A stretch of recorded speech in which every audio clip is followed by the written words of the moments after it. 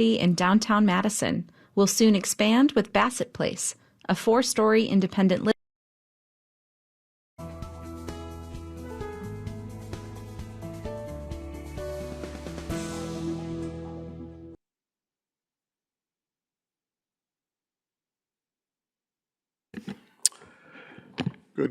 Good evening. We'll call the Public Works meeting to order. Start out with the roll call. Alder Menzer. Here. Alder Bors. Here. Alder Kelly. Here. Alder Heidemann. Here. And Alder Decker is here. We will start out with the Pledge of Allegiance. I pledge allegiance to the flag of the United States of America and to the republic for which it stands, one nation, under God, indivisible, with liberty and justice for all.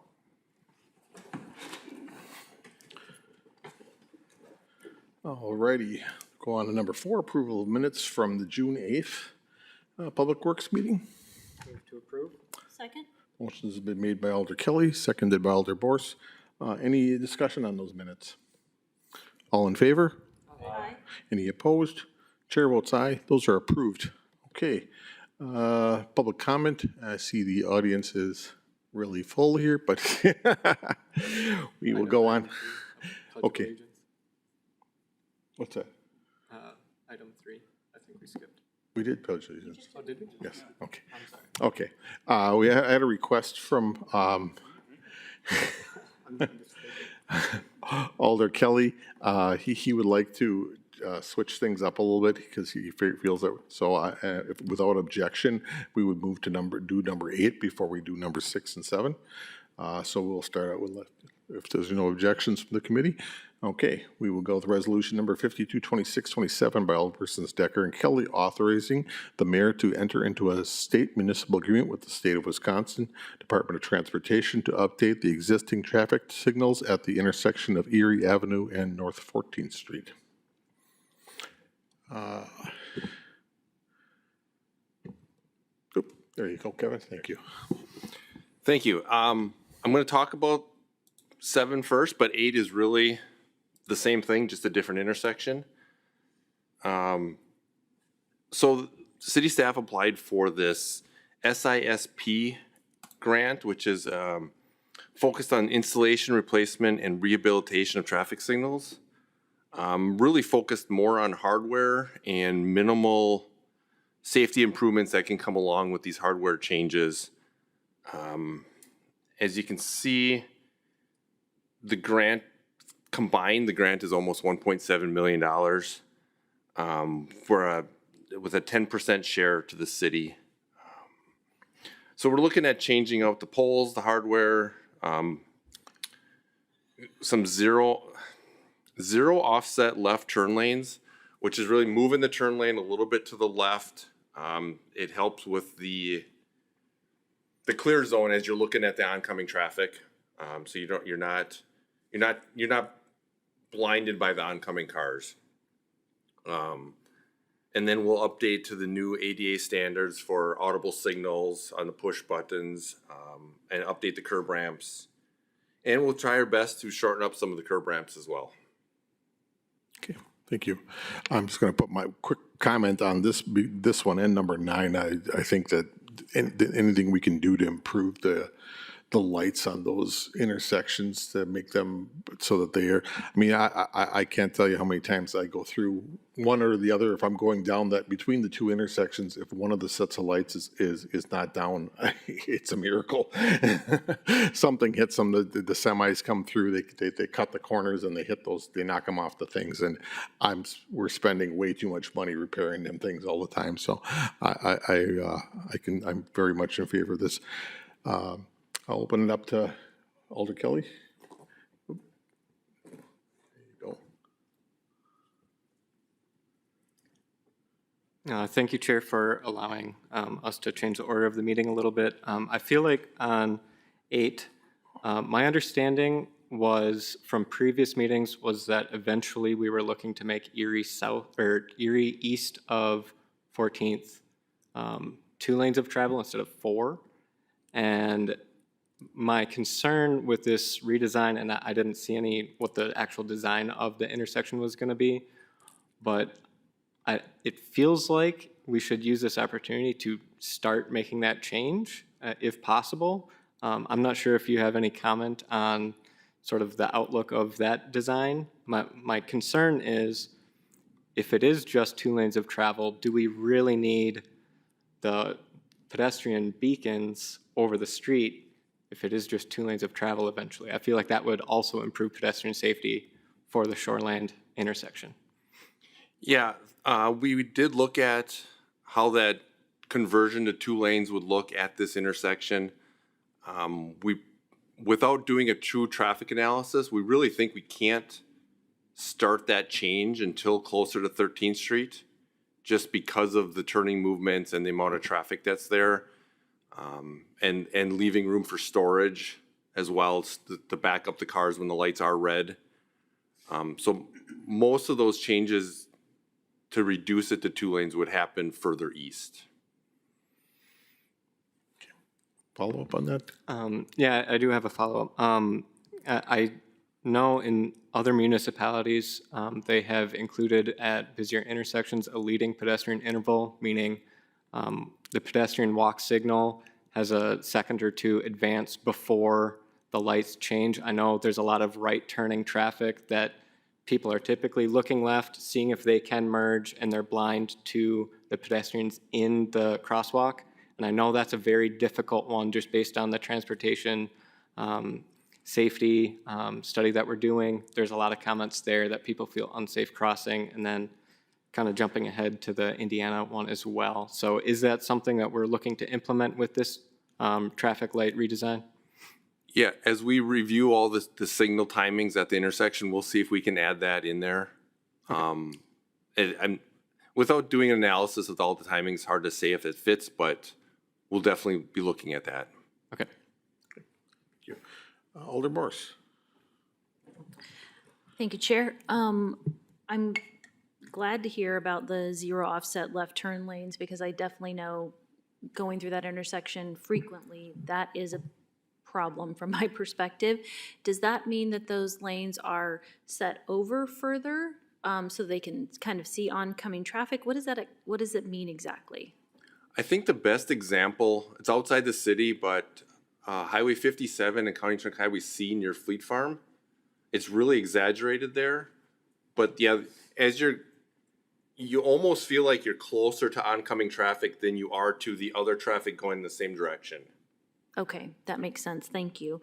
And then in terms of the question that Alder Kelly had around that sort of boulevard that we've talked about headed into the downtown area along Erie, you'd said that that would probably start closer to 13th Street. From a timing perspective, because this is work we would be talking about at 14th relatively soon, from a timing perspective, it was my understanding that that boulevard, if you will, or 2 lanes of traffic with a central median, probably would not come to fruition for 3 to 5 more years. Is that correct, or are there plans to do that sooner? It's currently not in our 5-year plan. So I would think at minimum, we're looking at 5 years out and see what we can get for grant funding and things like that. Okay, thank you. Thank you. Thank you, Chair. All right, anyone else have anything? Okay. I will be looking for a motion. Motion to approve? Second? Motion's made by Alder Kelly, seconded by Alder Borse. Any other discussion? All in favor? Aye. Any opposed? Chair votes aye. That is approved. Okay, we'll go back up to number 6 then right away. Resolution number 47, 2627 by Alderpersons Decker and Kelly, authorizing the mayor to undertake the required actions to approve a buoy permit for replacement buoy near the Edgewater Generating Station. Is that also you, Kevin, or is that? Whoop. I can speak to this. Okay, thank you.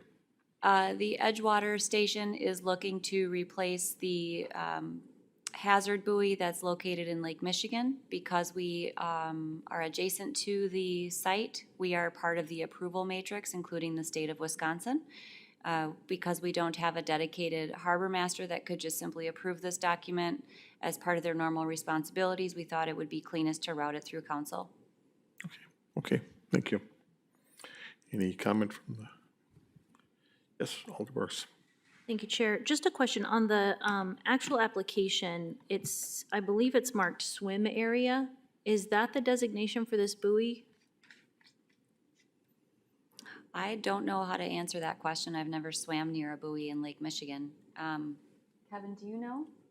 No, I don't. It may be that that's just an area where there's, higher hazard and you want boats to be aware, but I don't know offhand.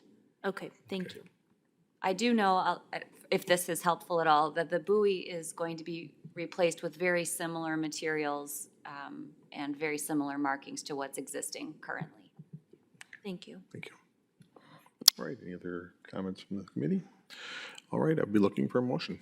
Motion to approve? Second? Motion's made by Alder Kelly, seconded by Alder Borse. All in favor? Aye. Any opposed? Chair votes aye. That is approved. All righty, we'll go on to number 7, resolution number 512627 by Alderpersons Decker and Kelly, authorizing the appropriate city officials to enter into contract with Vinton Construction Company for the Erie Avenue and North 13th Street RRFB project. We've already had some discussion on this, but Kevin, if you want to do a quick synopsis. Sure. Thank you. So we've heard from the public and a number of alders that they would like improvements done at this trail crossing. We contracted with MSA to put this design together, and then we bid it out. If you're familiar with the rectangular rapid flashing beacons, we have a few of them in the city. This is a slightly different installation that'll have the pole with the trombone arm so that we have an overhead signal that helps with the 4-lane crossing that we have at this intersection. This should definitely make the traffic more aware of people crossing at this intersection because it's real easy to get hidden because of the 4-lane, or people in the outside lane kind of get hidden from the traffic in the inside lanes. We're also going to improve some curb ramps, and I do want to apologize. In my memo, I said the next steps would be select the design consultants. That's already done. Next steps would be to sign the contract agreement and get the work scheduled this fall. Okay. Thank you, Kevin. This would be similar to the one that's on Business 42 going by by Evergreen Park. Is that correct? Same concept, but it would have the pole over a sign over traffic. To really give it a extra. Yep. Okay, visibility. Okay, Alder Borse. Thank you, Chair. I know I'm one of the alders, as well as Alder Perella, who's here with us in the audience, who has brought this to you guys in DPW, and I appreciate the fact that we've moved forward with it. I know that there has been some question from a funding perspective about the funds being available through the sidewalk improvement funds. Could you speak to that in terms of why we have an overage, why it's not, I'm glad it's being used for this purpose, but I would just, if you could give us some insight into why those funds are being used for this purpose, please. Sure. Normally we have about $200,000 allotted in this fund. This year it was bumped to $290,000, using some excess unspent funds from previous years. We try our best to contract for our annual program and hit the funding cap as best we can. It's always predicting where those numbers are going to be. This year we got some very good numbers and it came in a lot cheaper than we anticipated, which is not uncommon. We get some cheaper prices, but we typically will then go out and do spot repairs with some other contracts to try and fully expend the sidewalk program funds. This year, because we had that extra that we didn't anticipate and the pricing came in so good, we have enough to fund this as well as our sidewalk program. Thank you. And one follow-up, please? Sure, go ahead. In terms of the signal function, will it be flashing yellow that it goes to red, or will it just be flashing yellow? It's just flashing yellow on the push button. Is there an option for it to go flashing yellow and then red? Not in this type of light. We'd have to look at what is called a hawk system, and that's a lot more expensive. We'd have to then definitely look at tying that into the intersection at 14th and Erie as well and looking at timings. But it will be activated based on a physical touch, if you will. Yes. So that anytime it is flashing yellow, it's not just cautionary per se, it is occupied crossing, correct? Yes. And one thing I'd like to point out too is we're going to try something new on this one, new to us, is we're going to use green pavement marking for the crosswalk to help draw attention that there's a crosswalk there, along with, it's a different type of stop bar. It's like a yield bar. It's actually triangles instead of a solid white line. We're going to try and draw more attention to that crossing as well. Okay, thank you. Alder Kelly. I think this intersection has been an issue, and it has had several comments made in the community that this is a place people feel unsafe, so I appreciate that this is being addressed. I do know other communities have similar systems that are triggered automatically. I feel like since this is a shared use path, my preference would be if we could explore that being triggered automatically. That way people, say if they're on scooter, bike, whatever that rolls, they don't need to get off, go touch a button, potentially, there's a risk of tripping, whatever. I'd prefer if it would be able to trigger automatically. Is that possible for us to do? We can look into it. We can definitely look into that. Okay. In this case, the push buttons are very close to the edge of the trail. So some of these intersections where there's several feet off the sidewalk, this one will be right on the edge of the trail. Okay. And one follow-up if. Sure, go ahead. So just going back to the sidewalk replacement program, to me, when I first read this, it seemed like we were sort of saying we're not doing as much work replacing sidewalks in preference of this light. To me, it seems more like a traffic signal and I would imagine would come out of our normal traffic signal budget street improvements rather than sidewalk replacement. I would prefer to see as much sidewalk replacement as possible done with the dollars that we allocated. So could you speak to that a little bit more about like why we are not just improving more of the sidewalk? So we're still spending close to $200,000 on sidewalk through our annual program this year. We don't have the operating budget to pay for a project like this. So as we were looking through available pots of money, this is one that we felt kind of was very close to being in line with the sidewalk program. It's a trail crossing. It's, there's other opportunities out there, but they were, they didn't seem anywhere related to sidewalk. Okay, thank you. Okay, thank you. All righty, any other discussion? All right, we'd be looking for a motion then. Motion to approve? Second? Motion is made by Alder Kelly, seconded by Alder Borse. Any other discussion? All in favor? Aye. Any opposed? Chair votes aye. That is approved. Okay, then we go back to number 9. Resolution number 352627 by Alderpersons Decker and Kelly, authorizing the mayor to enter into a state municipal agreement with the State of Wisconsin Department of Transportation to update the existing traffic signals at the intersection of Indiana Avenue and South 14th Street. Kevin, I know you know this, but we've already gone through most of this already. I know that as far as, like I said, between 14th Street, or between 14th and Indiana and 14th and Erie, it's pretty much a revolving door for the crews to be replacing those lights. Yeah, so this is more of the same of 14th and Erie. Trying to get the poles out of the median, do as much as we can for the offset left turns. Some ideas that have come up is, if you're familiar with the traffic signals at Taylor and Union Drive, they have the reflective background over them. That might be something we can try here that would potentially solve some of the rear end collisions at both intersections. Okay, thank you. Any questions from the committee? Alder Kelly. Just reading through the justification for this, I noticed that there was conversation around the cost of replacing these streetlights that keep getting hit in the center. I do know this is part of the high injury network just because I'm part of that steering committee.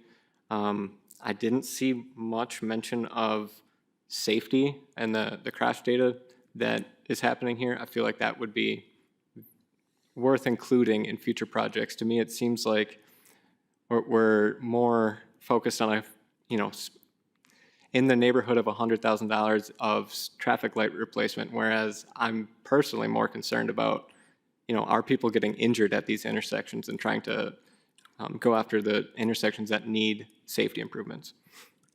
Oh, I guess I'm going to put my 2 cents in on that one.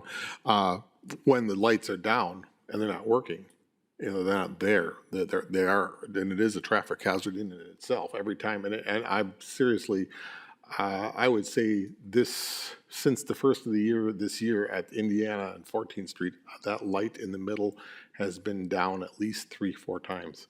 And it's usually down for a couple of days until parts can be brought in and things like that. So that in itself is a safety hazard, the fact that the light's not functioning and working there. So, but I don't know if Kevin, you have anything to add to that? So this grant program is really focused on hardware, and making the intersection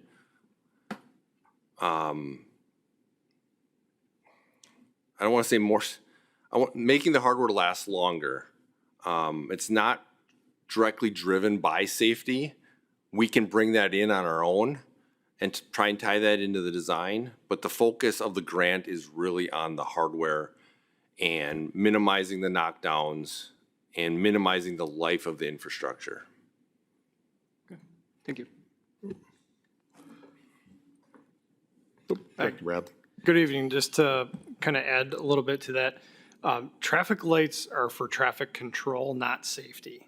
So, kind of what you're talking about where we want to focus on safety, we need to look at design elements, and that's a whole different set of funding that we would go after.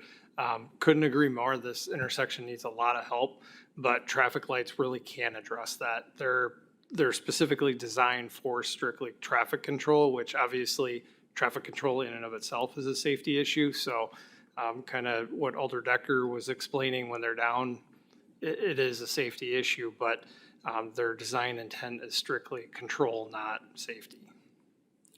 Thank you. Alder Morris, did you? Okay. All right. Any other comments from the committee? Okay. I would be looking for a motion. Motion to approve? Second? Motion is made by Alder Kelly, seconded by Alder Morse. All those in favor? Aye. Any opposed? Chair votes aye. That is approved. Okay, number 10, resolution number 542627 by Alderpersons Decker and Kelly, authorizing the purchase agent to issue a purchase order for one 2027 Timeco 600 street sweeper for the Motor Vehicle Division of the Department of Public Works. Let's see. Get the right one. There we go. All right. Hi, my name is Jacob Lesser. I'm the fleet manager at the Department of Public Works. We are looking to get, authorization to move the process forward with the replacement of a 2010 street sweeper. It was already priorly approved in our 2026 capital improvement budget. We're looking to purchase a 2027 Timco 600 street sweeper. Okay. We have 2 other like units, so adding a 3rd unit of the same will benefit the city and allow us to expand our sweeping operation. Okay. Thank you very much. Yeah, we're not getting rid of the Grim Sweeper, are we, though? Just a joke. All right, Alder Kelly. Yeah, just for some context, how often are our street sweepers being run? Is this something that's being run 5 days a week? Is that the expectation? Or I'm just interested to know what the schedule is for street sweeping. Oop. Very good question. So it is the department's goal to operate 3 street sweepers on a daily basis from April 1st to until the snow flies, ultimately, after leaf season. Now, that being said, when we have staffing issues or a lot of vacations mixed in, sometimes we drop down to 2 sweepers. There's several times throughout the season that running 3 is necessary for sure, like when we do leaf season collections in the fall. And the first 2 months of the spring, usually when the streets are a lot dirtier and that kind of thing. So this would be replacing one of our older units, so we would still maintain three street sweepers in the department. Thank you. Thank you. Any other questions from the committee? All righty, we're looking for a motion then. Motion to approve? Second? Motion's been made by Alder Borse, or Alder Kelly, seconded by Alder Borse. All in favor? Aye. Any opposed? Chair votes aye, that's approved. All right, number 11, resolution number 572627 by Aldersons Decker and Kelly, authorizing the Department of Public Works to temporarily restrict access to a portion of beach August 7th through the 9th, 2026, and to authorize participating watercraft to dock and launch from that portion of the beach. City Attorney. Thank you. So as the committee's already been notified, we learned today that the boat race is not planned to go forward as originally scheduled. We are keeping these documents on the agenda for the committee's consideration in the event that another opportunity could benefit from this over the course of that weekend. I note that this resolution is an authorizing resolution and not a directing one. So to the extent that the beaches and impacted streets are able to stay open, they will. To the extent that the permission is needed to support an alternate event or an alternately sponsored boat race or something like that, this document will allow that to continue. Thank you, City Attorney. Any questions from anyone from the committee? Alrighty, we are looking for a motion. Motion to approve. Second? Motion's made by Alder Kelly, seconded by Alder Morse. All in favor? Aye. Any opposed? Chair votes aye, that's approved. Number 12, resolution number 582627 by Alderpersons Decker and Kelly, authorizing the chief of police to temporarily close certain streets, to prohibit parking, and to close boat ramps within the Harmerson Arena in support of the 2026 IHRA Mercury Racing Midwest Challenge, August 6th through the 9th. These, same introduction as with the last item. I will note that everything is fluid at this point. Staff is hoping to continue with block parties and the King Park party. So these authorizations allow us to continue with planning on that as a Plan B. Okay, thank you, City Attorney. Yes, I think it's wise to just keep these things on the table for now. We don't know what's going to happen. Hopefully an alternative can arise from this, and that keeping everything open, I think, is a wise decision. Alder Kelly, did you? Yeah, I was just going to agree with that statement. I think it's great to try to keep the options open and try to have these events. I think this is something that a lot of people look forward to now that we've had these boat races a few years now. So I look forward to seeing if anything is able to proceed forward. So thank you. Okay, thank you. Anything else from the other committee? Alrighty, looking for a motion. Motion to. Oh. Second.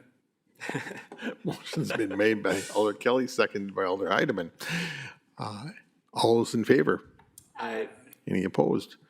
Chair votes aye. That is approved. Okay, tentative meeting date is July 27th, 2026. Looking for a motion to adjourn. Motion to adjourn. Second. Motion's made by Alder Kelly, seconded by Alder Menzer. All in favor? Aye. Chair votes aye. We are adjourned. Thank you very much.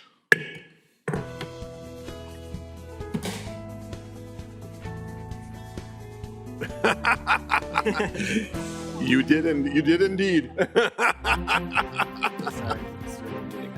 all right. No problem.